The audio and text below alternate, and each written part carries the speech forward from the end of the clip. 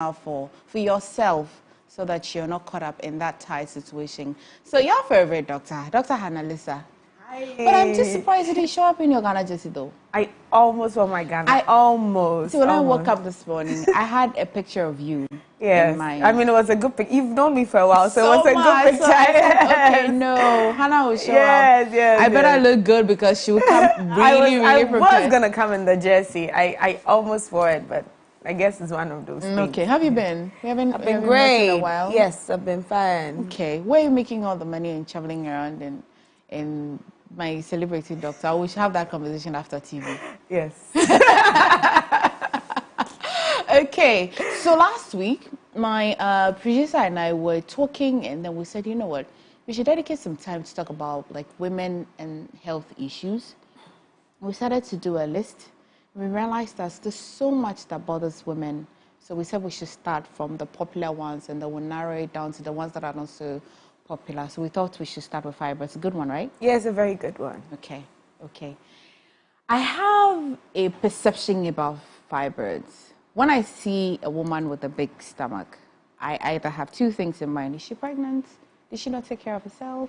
Or she has after birth issues, challenges, or it may be fibroids. Am I thinking right?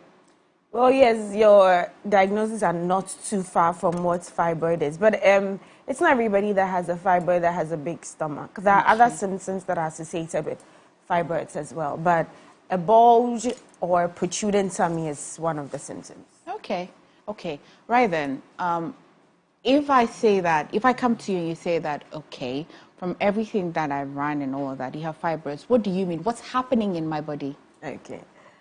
So your uterine wall, that's your womb, we call it the uterus. The muscles in your uterus or the cells tend to overproduce. So they produce faster or they multiply faster than they are supposed to naturally multiply. And when that happens, it becomes a bulge in the uterus. And that's the simplest definition of what a fibroid is. So it's a growth in your uterus.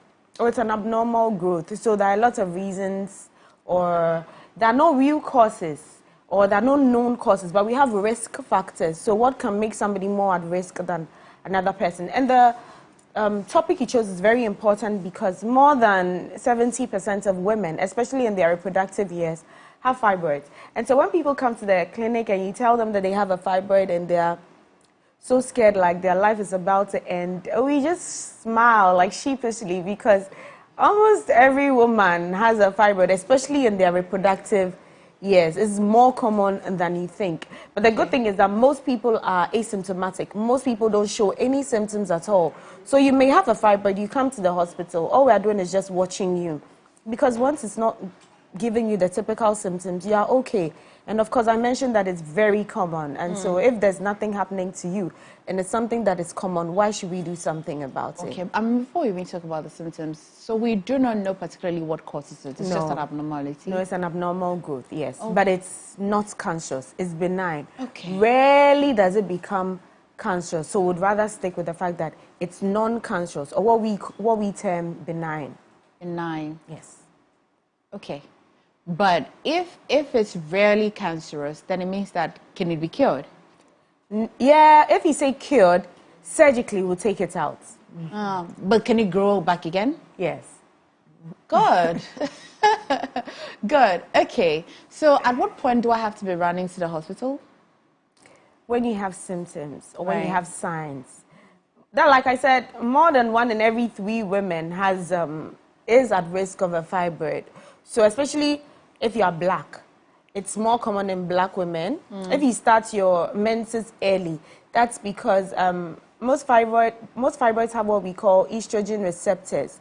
So they go based on the amount of estrogen in your body. So if you have your menses early, you are more exposed to a lot of estrogen. Yes, and so, yes, that's also... What's the role of estrogen, by the way? Oh, it's the hormone that is responsible for our female sexual characteristics. So what makes you a female? Yes, yes. Okay. And why is that? Why does that find its way around fibroids? Yes, because some of the hormones have, some of the fibroids have what we call estrogen receptors on them. So they receive estrogen. So the more they receive estrogen, the bigger they become.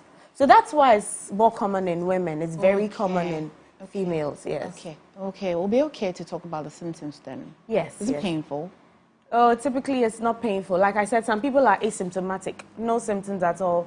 They're just walking about. So, I mean, more than half of the people who are walking around may have fibroids, especially when they're in their reproductive years. So if you're around 25, 26 to 40. Okay. Yes. But if you get to menopause, you cannot. So that's a good thing. When you get to menopause, your estrogen levels reduce. Okay. So yes, if you have fibroids, they shrink. Yes. Oh, so it looks like they feed on the estrogen too. They are receptors. They are receptors sensitive. at all. Yes. Beautiful. Yes. Okay. So another thing for some people is low abdominal pain. Because if there's a growth in your uterus, it's located in your lower abdomen or your pelvic region. So sometimes it can cause pain. Then, of course, the common one is the bulging tummy. And this is very important because there are so many women who have a bulging tummy, and because they're looking to have a child, they would rather believe that they are pregnant than have it checked. So you see some people saying, I've been pregnant for 2 years and I met a pastor and I was able to give birth. So the thing is, you had a fibroid. You can be pregnant for 9 months, 10 months. I mean, yes. Getting into 12 months, then there's something wrong. So that means that you had a fibroid and you also got pregnant. So you haven't been pregnant for 2 years. Okay. Then they have pressure symptoms as well. So they give pressure symptoms to your bladder, which is responsible for releasing your urine. So when it presses on your bladder, as soon as your bladder gets full, just a little bit, something is pushing the urine out. So people like that have what we call frequency. They urinate a lot, or they always want to urinate, urgency, because there's something pushing your bladder out. So it prevents your bladder from being closed. So there's something always pushing it out. The urine is always ready to come out, even when your bladder is not very full. Then for some others, they have constipation because of the compression. So they have constipation as well. So those are the normal things. And then, of course, if you have heavy menstrual bleeding, so somebody comes to the hospital and says, oh, I've menstruated for more than 7 days. No, typically 3 to 5 days is normal. Some people have 5 to 7 days. And so if you are menstruating beyond 7 days, 10 days, and it's heavy, and it's very clotted, then it's something to be concerned about. Also, if you have intermenstrual bleeding or irregular menstrual cycle, mostly we menstruate every 28 days. That's why we typically say every month, which is easier for people to understand. Okay. But it's mostly 28 days. Okay. So when we say every month, but you are menstruating, so your cycle changes from 28 days to 20 days, 22-day interval. That means that in a month, you can menstruate twice. So you menstruate in the first week, menstruate in the last week. No, you're not. That is not normal. That's an irregular menstrual cycle. So that is one of the signs that is associated with fibroids. Okay. So apart from the heavy bleeding, let's still stay on the menstrual conversation. Is it painful? Would you have cramps? Yes, some people have terrible low abdominal pain. Terrible. So you see, we mostly don't do anything about it unless for cosmetic reasons your stomach has become too big for dressing and everything. So we have to take the fibroid out. That's one of the things. Then the bleeding can lead to anemia. So you can see some of the blood, when the clots are large and big. So they just come out like that. Some people have to wear Pampers. They graduate from changing their pads 3 times a day to wearing adult Pampers because the bleeding is so much. So if you are bleeding this much, you can just fall down and collapse as you're walking, and that is something that has to be stopped. Okay. And so, yes, and if the pain is terrible, if the pain is just too much for you, then of course the fibroid has to be taken out. Or if you want to have a baby and it's causing a lot of miscarriages, for some people it causes a lot of miscarriages for them, then we have to take them out. Let's stay on the fibroids and the baby having conversation because of the example you cited that people can get pregnant, can think that they're pregnant. Is this to mean that it may not or it can disrupt your childbirth apart from the miscarriages. You can conceive pepepe. The baby would also grow normally. You can go and have a child pepepe without the fibroids actually disrupting or interrupting anything. Yeah. I had a patient who had twins with multiple fibroids. It's not just one. She had twins with multiple fibroids. So yes, that's the thing. So it's like, this is the womb. The fibroid is growing in the womb. The baby is growing in the womb. If they do not... Guys, I want the picture of the one that has what it looks like to have a normal womb and a womb with the fibroids. I want the other photo, on the screen. So if they do not interact, so let's say the two of us, this whole place is the womb. You're sitting in your place, I'm also sitting in my place. There's no real interaction between us. When it happens like that, the baby can grow normally, and then the child too grows normally. So but when we are... Yes, but when we are in the same space, so the baby and the fibroid are in the same space, and the fibroid is growing and compressing the growth of the baby, that's when there's a challenge. You know, the fibroid can be anywhere. So you see, it can be anywhere in your womb. The baby too can implant anywhere in the womb. Okay, and they can all have what they need, and they would grow. Yes, but you see, these two are both growing. So that's when sometimes there's a challenge. This one grows and then impedes the growth of this one. That's why maybe the baby can go to 2 months, 3 months, and then you can have a miscarriage. But there are people who have had fibroids, and even sometimes when some people have fibroids and they have babies growing, they watch them. Yes, and then the fibroids are removed during delivery of the baby. So it's not true that by all means when you have a fibroid, you won't be able to give birth. Some people have miscarriages with fibroids. Some people are able to give birth. Looks like you've started already debunking the myth. So let's stay on that. Apart from, well, it's not true that if you have fibroids, you can't have a child at all. It's possible you can have a child, but reiterate the challenges that you may have and stay on other myths that you may have heard in your years of practice. Okay, so you see the way the screen, you see the way the fibroid grows. It's going in the muscle or in the uterine wall, and is attached to the uterus. It's a part of the uterus that is growing. So when people say drink a preparation so that it will wash the fibroid away, how exactly is the preparation going to wash the fibroid away? My dear viewers.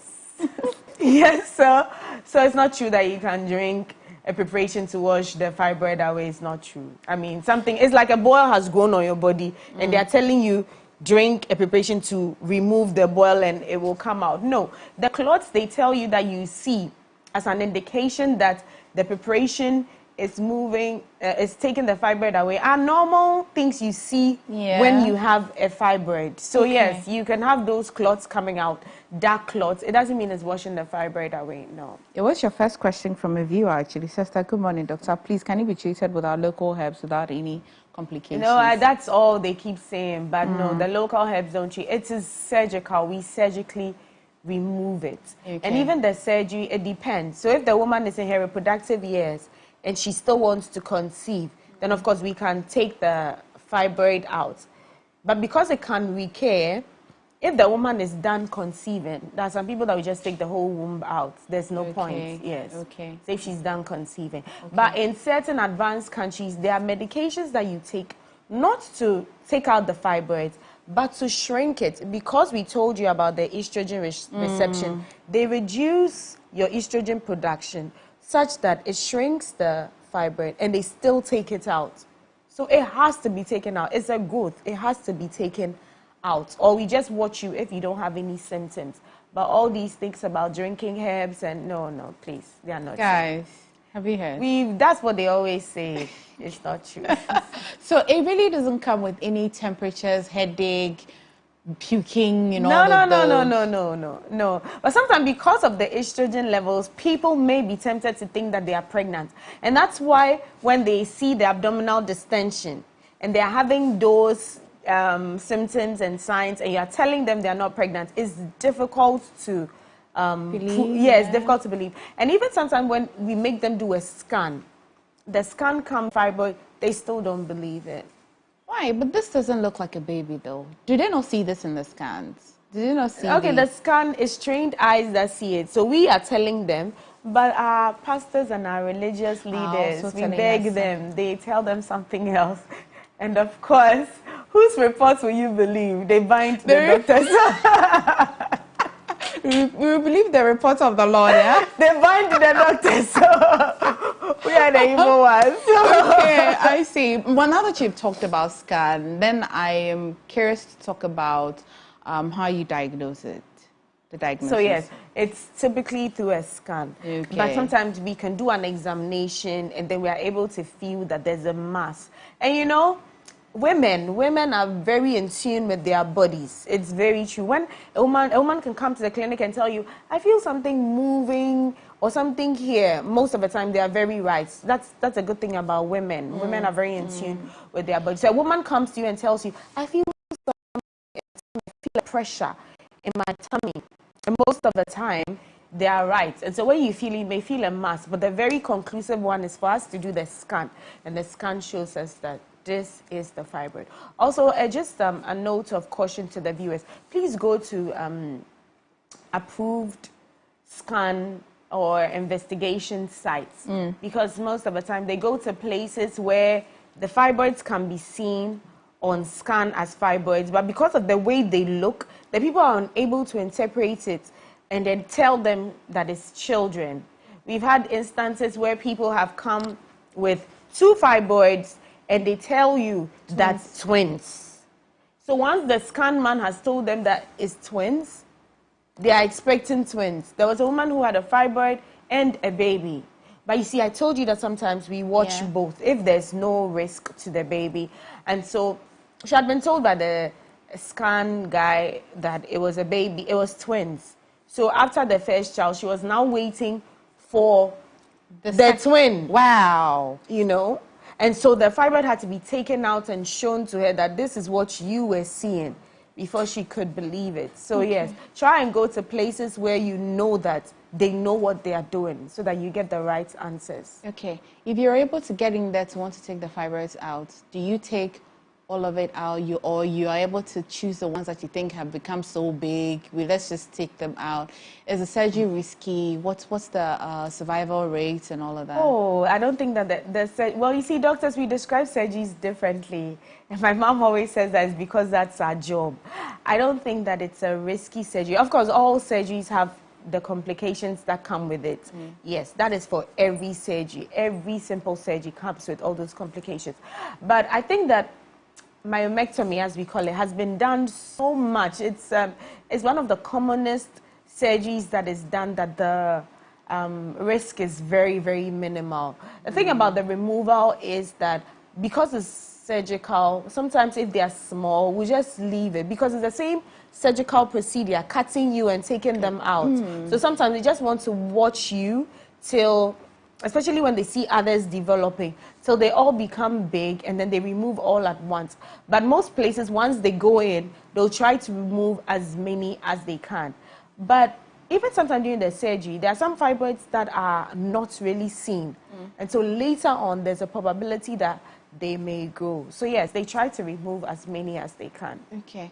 Apart from babies, what other illness can happen in the womb that looks like fibroids? Oh, there are a lot of things. We have adenomyomas. There are a lot of other growths that can go on in the womb as well. And the funny thing is that most of them come with these similar symptoms and signs like severe lower abdominal pain and then intermenstrual bleeding and all. That's why I said that the most important thing we do is to do a scan to be able to tell exactly what it is. Yes. How many years, regardless of the level of your estrogens, how many years or months can one fibroid grow and then it will be developing? What's the period? So it depends. Everybody is different.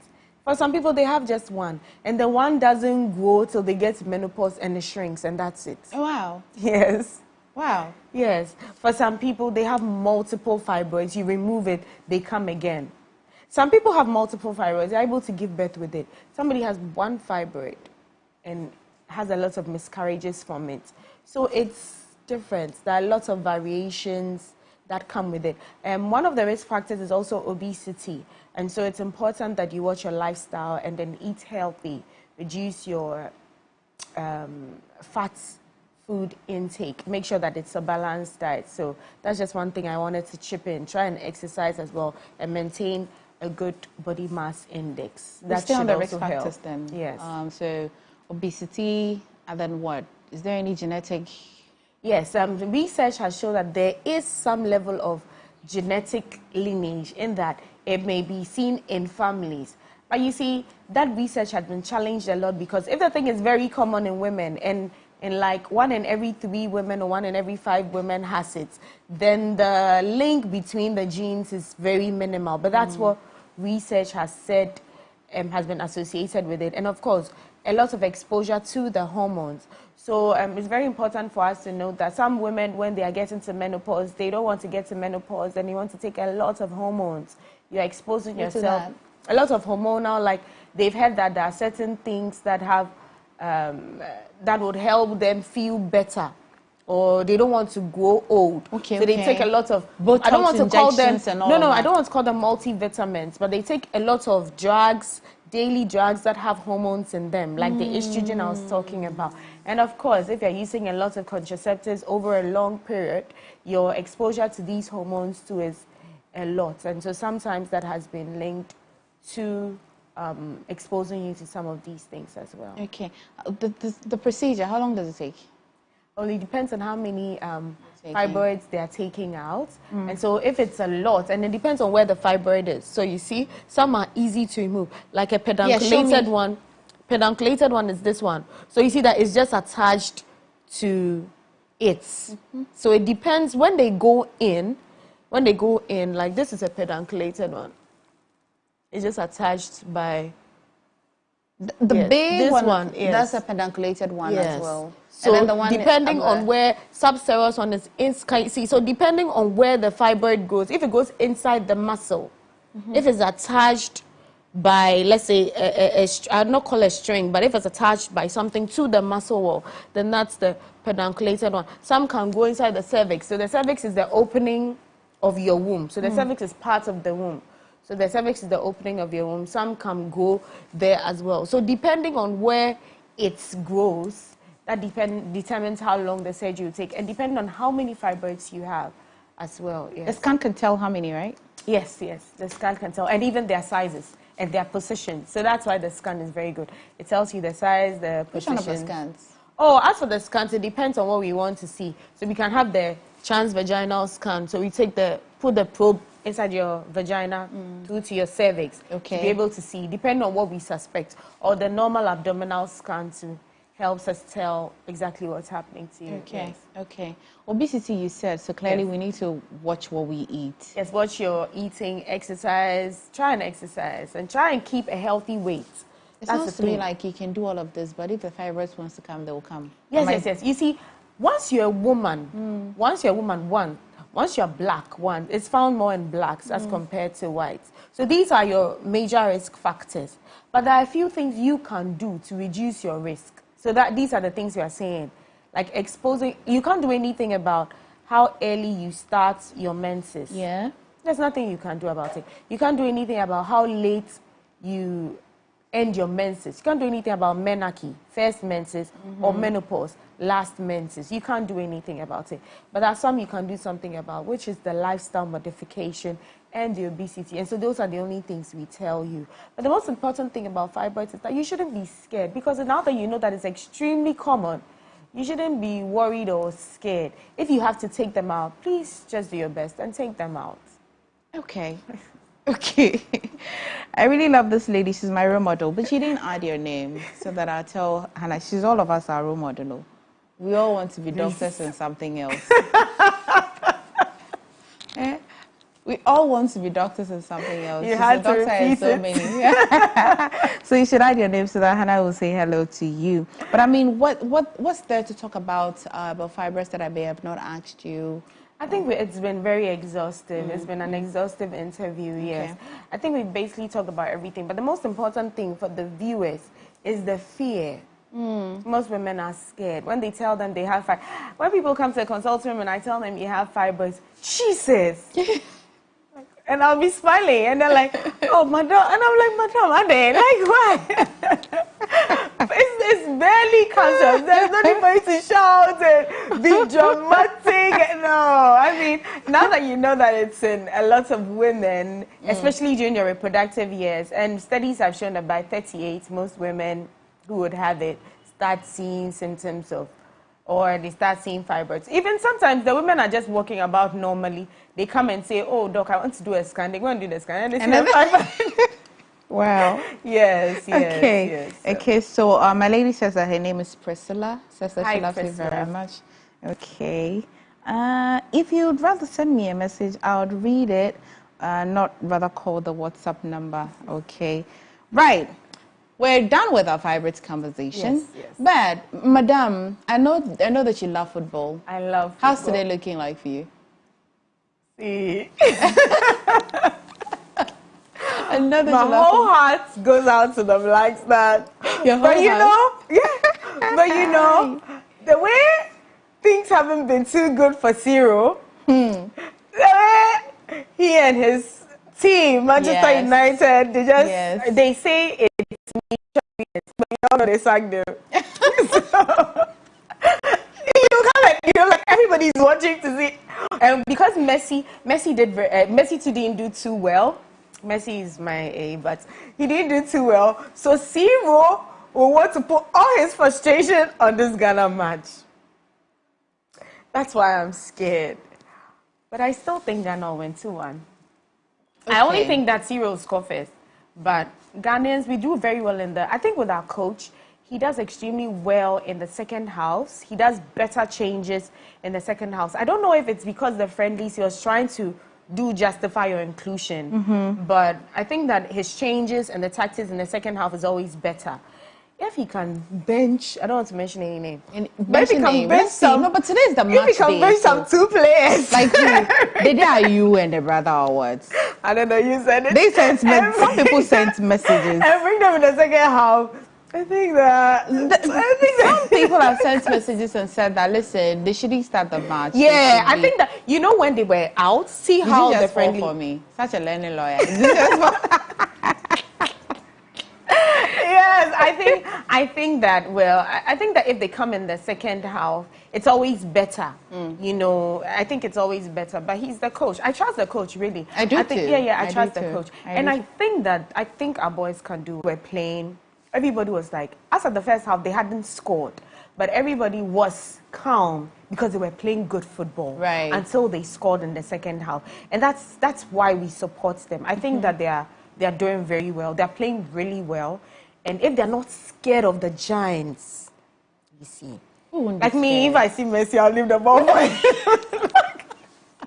So what are your scores? And our goalkeeper, Ati Ziggy.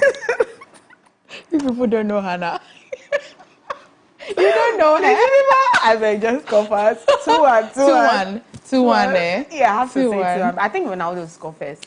But and then in Ghana, particularly, who are you expecting to score? People say Semenyo and Bani, they've been playing very well. Okay. So, yes, I think. Or Tariq Lamptey. And Inaki. And not Thomas.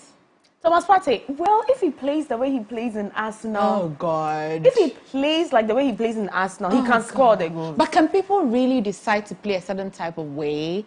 I think if you're playing, you're playing. Yeah, so it's difficult to understand. It's difficult to understand the dynamics. But sometimes there's motivation. See the Saudi Arabia team. They gave the whole country a holiday, and they gave Rolls Royce to every player. But players, do they need the Rolls Royce? They don't. They already have money. So that's motivation. I mean, imagine if they get out of the group stages. They'll all get houses, I'm sure. So if you are going in with this kind of motivation, you play your hearts out. So they have it. Saudi Arabia, they have it to give. What we can ask for is a holiday tomorrow. Yeah, that's what I'm saying. They have to give. But that's why you asked if there's a difference. If you're playing, you're playing. And I'm saying that sometimes it is the motivation. Maybe Arsenal's motivation is greater. But I also feel like he didn't want to get hit, maybe. They said so. Yes. So the dynamics are quite interesting. Me, I don't care what they do. Just come and score, please. Just this match. Score. Where are you watching the match? They should score the Portugal match. I watch at home. They score the Portugal match, and they should score the Uruguay match. Just these two is enough. Why did you skip the third one? Why aren't you No, then you were going much, eh? The way we've made noise. If they score, it will be too embarrassing. We said we want to meet Luis Suarez again. Then imagine that they score like that. That would be too bad. Okay. I but 2-1, 2-1. 2-1 for Hannah Lisa. Yeah. 2-1. Ghana will win. Okay, Please. so we actually wrapped on the fibroid conversation, but Amma says that what kind of food can you eat to shrink it? Shrink it? Can you also exercise to shrink it? Shrink it? No. So about shrinking it, there's no food to eat to shrink it. Just make sure that you have the right ideal weight. So you should calculate your height and then calculate your weight. Then you do your weight over your height squared. It'll be difficult to explain to you. You do your weight over your height squared. You should get between 18 to 23, 25. But if you're getting above this for your calculation, then you know that you are obese or you are overweight. If you can't do it, just go to the nearest clinic or pharmacy. Ask them to calculate your BMI for you. There are BMI calculators on the net as well. You can use that to identify what your ideal weight and what your ideal weight should be, and then you try and exercise and then stay within this ideal weight. So that's basically what you can do. But there's nothing that you can do to actually shrink it. No, please. Okay. No. I'm 23 and I have myoma. I given medicine and I was told it will shrink it. Is it true? I thought I would undergo surgery. We're not discussing myoma, but so yes, the medicines I spoke about are medicines that are mostly common in advanced countries. So if it's from a doctor, then well, and even with that, when, like I said, when we shrink it, we will still have to take it out. The shrinking is not to completely shrink it; it's just to reduce the size so that they are able to take it out. So if it's from a doctor, yes, but if it's from one of these are friends, I can't vouch for it. I'm sorry. Okay. Please, I had CS done and my doctor removed my fibroids, and 2 years later, I had cystectomy. What's that? She had what? Cystectomy. Oh, so she's talking about a cyst. Okay. So, I spoke about the womb. A lot of things can grow in your womb. A cyst is a fluid-filled growth in your womb as well. That is different from a fibroid. So that can also grow in your womb, and it can also be removed. taken. Yes. Okay, so those are completely different things, so but they all grow in the same place, and they can be taken out. It's just that 8 months after that, she's not had her menses. Is that a problem?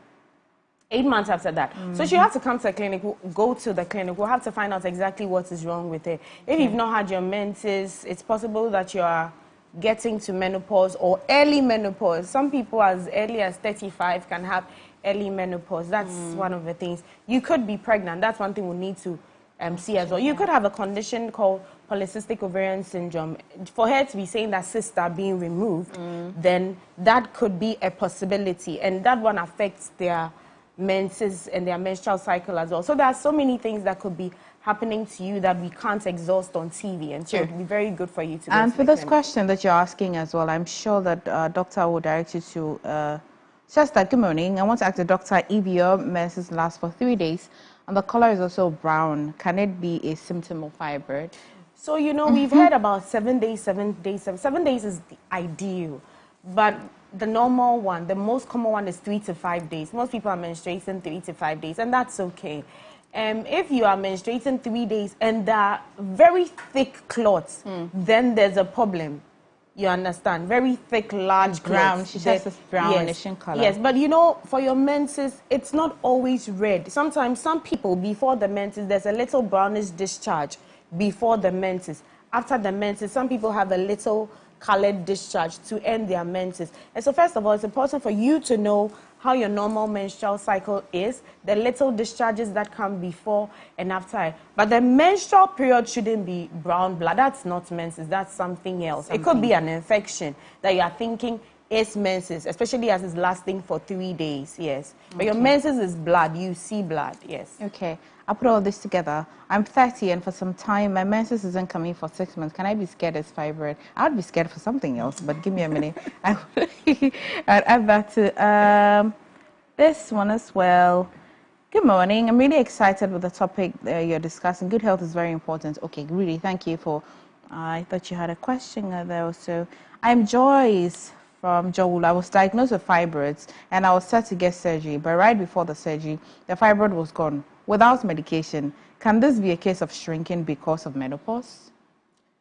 Yes, I mentioned that when you get to menopause, your estrogen levels reduce, and that has been known to normally shrink the fibroids. And so, yes, that's possible, yes. Okay, somebody said, hi, Dr. Lisa, I just joined the show. Oh, I'm sorry, you missed a big part of the show, but we'll put it on YouTube and so you can watch it. We've also been streaming on all of our socials, so you can really get that interview. And the person who talked about 6 months, if you haven't had your menses for 6 months, I think you should be worried about, and you're sexually active, then the first thing you should think about is bleeding. Sorry, they actually make you bleed a lot and overbleed. You bleed heavily and you have irregular menses. So your menses will come, you are bleeding or overbleeding. So please go to the hospital and let's run a pregnancy test for you and see whether or not you're pregnant or whether you have conditions like polycystic ovarian syndrome. Oh, you want us to rehash the causes for you? Quickly. So like we said, there are no real causes, there are risk factors. If you're a woman, first of all, if you're a black woman, there have been studies that say that it runs in families, and so if you find it in your family member, yes, it's a possibility. Now, if you're obese, you are at an increased risk as well. And if you are exposed to a lot of hormones, do maybe early menses, late menopause, or you yourself taking a lot of estrogen-containing drugs or medications, then you increase your risk. Okay. Thank you so much, my friend, my sister, Dr. Lisa.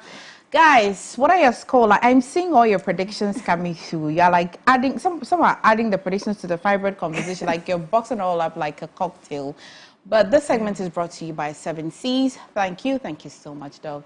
You say you're watching the match at home? Yes. We're watching at MSN4. If you're not busy at 4 p.m., we'll share food too. Okay, I'll come. Okay.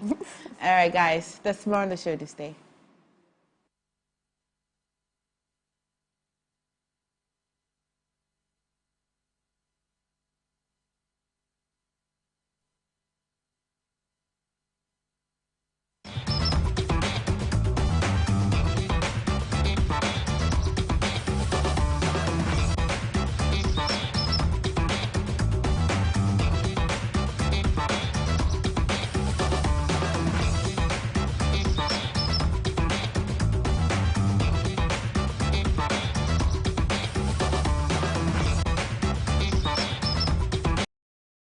Hi guys, my name is Casey. I'm an influencer and I'm here at the Afro Park happening at Base Lounge on the 17th and 18th of December.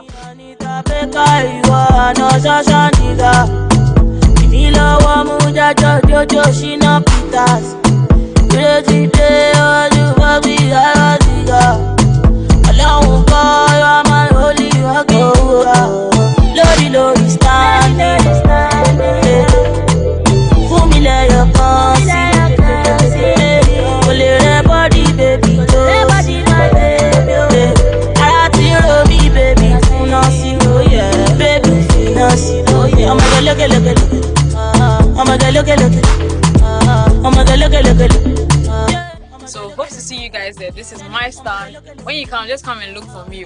Beautiful by Kezia. African print bikinis and clothes. See you guys.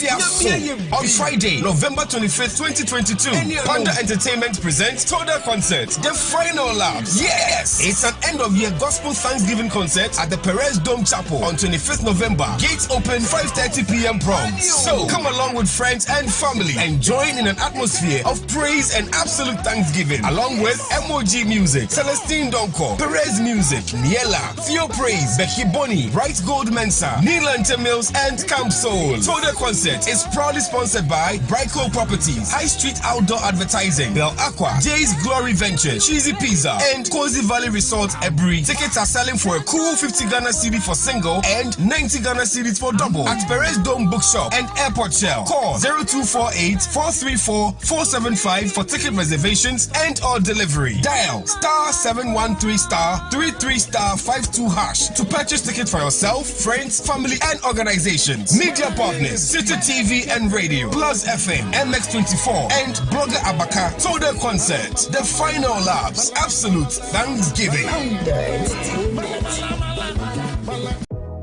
Hi everyone, I have fantastic news for you, and it is from Beautiful Be Me. That's where I get all my lingerie and my body shapers and everything. And they started a 50% discount on the 1st of November, and 50% on some selected items and 20% on all items. So please rush. Go grab yourself some very quality lingerie. You cannot wear the same bras and panties for that long. You gotta change it, girl. So please go on. And it's not just for ladies. The men also have some items there that they can pick up, of course, when it comes to underwear. So like I mentioned, 50% off selected items and 20% off some off when you buy. So please locate them. You can find them